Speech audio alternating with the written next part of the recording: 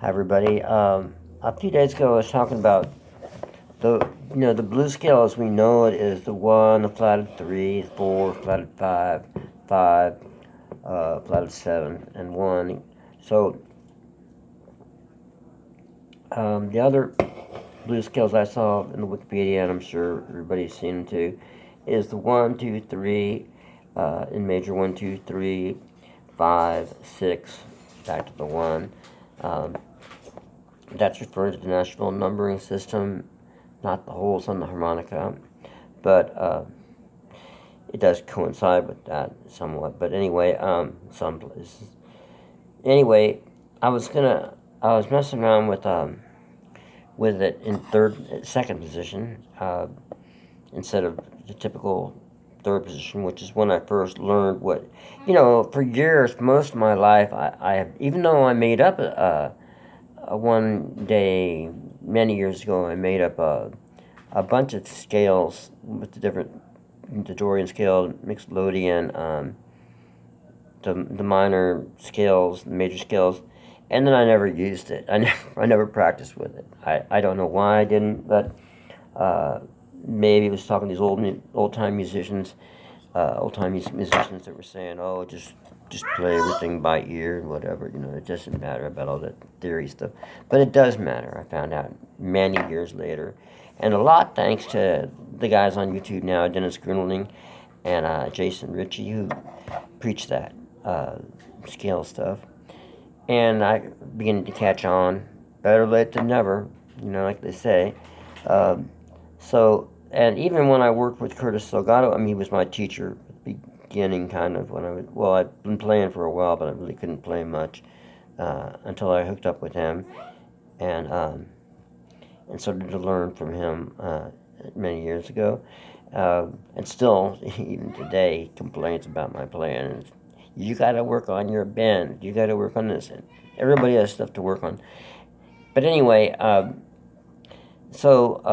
it typically, when you play a third position harmonica, Curtis is pretty much, he plays everything, by ear. He hears things. That's how he visualizes stuff. For me, sometimes I like looking at stuff and understanding it that way. And so when you do the third position with the blues scale, it's...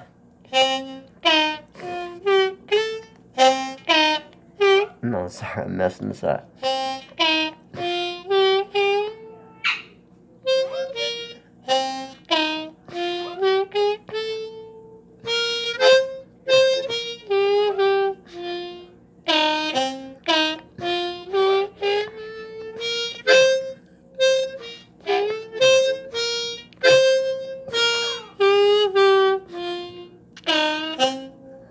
The hardest part of that is the third note draw to get that 5 flat. So you have to do that step and a half bend and then bring it up half step to the 4 and then hit the flat of 7th easy on the 4 blow or 1 blow and then draw back for the 1.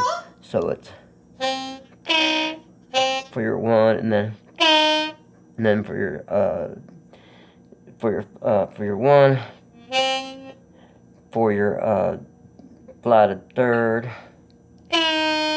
full bend on 2, and then for your 4, blow 3 or 2 draw, and then for your 5 flat all the way down to a step and a half bend, and then bringing it back up to the half step to the 4, to the 5.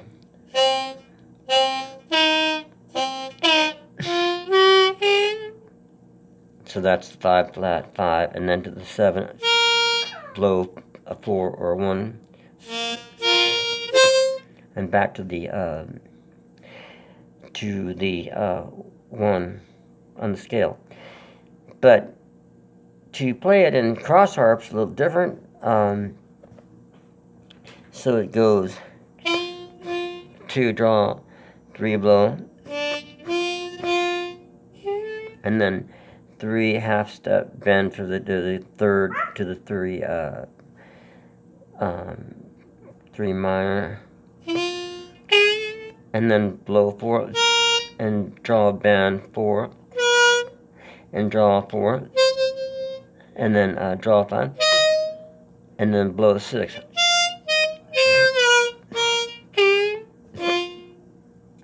And then, of course, you can go backwards on that and go draw 2 or blow 3. And then the half step bend on the 3rd note for your minor 3rd, and then blow the 1 and draw a half step bend on the 1,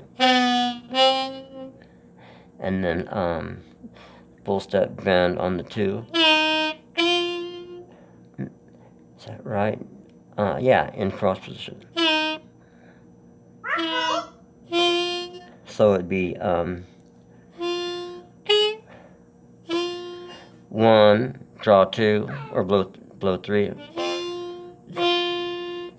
and then flat 3rd would be 3, draw half step, and then going backwards, blowing 1, and then a half step bend on the 1, draw, and then draw 1, and then draw a full step bend on the 2. So it sounds like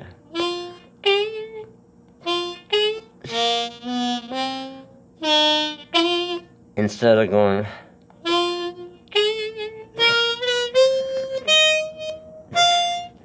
anyway, so that's a cool thing to practice, to do that blues scale with cross harp. So I was just messing around with that.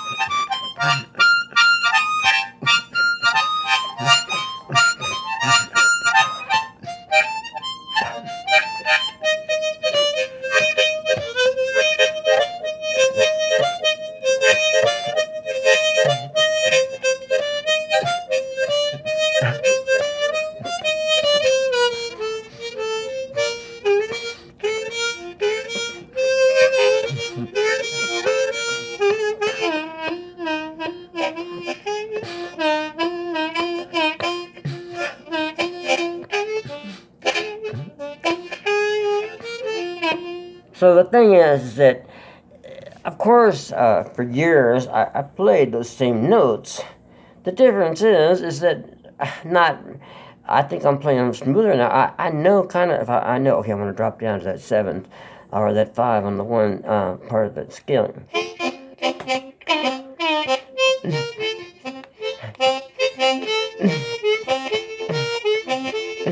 I mean, I'm not, going to consciously think all the time when I'm playing, I'm going to go to the 1, flat of 7th, I'll hit that flat of 6th, and that's another part of another blues scaling, or go to the 2, or for something else, or just stay within the blues scale plus thing, the 1, the flat of 3, the 4, flat of 5, flat of 7.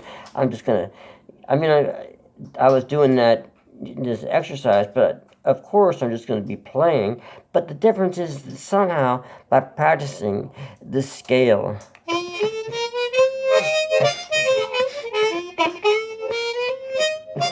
by practicing it another 100 times, I'll be able to be so fluid with it that I'll be able to understand, well, I want to hit this note that sounds like that.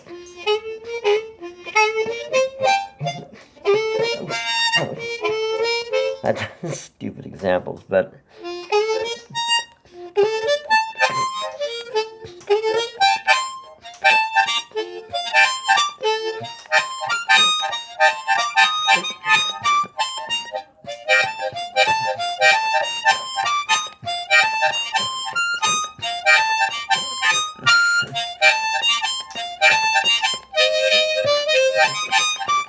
so I'll be able to understand, okay, that note's there, and that note's there, and then I can hit that flat.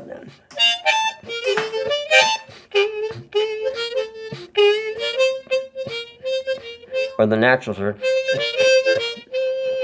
and back to the flat up there.